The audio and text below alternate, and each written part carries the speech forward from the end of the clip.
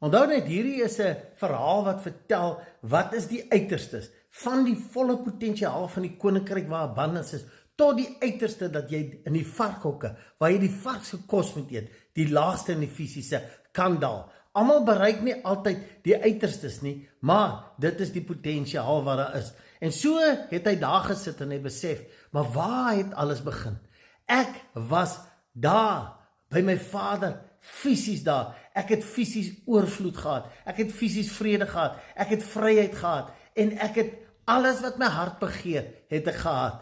Maar ek het gekies om hierdie pad te stap, en dit het vir my in die fisiese groot skade berokken. Maar weet jy wat?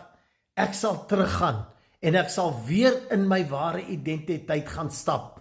Dit is 'n keuse wat net ek kan maak.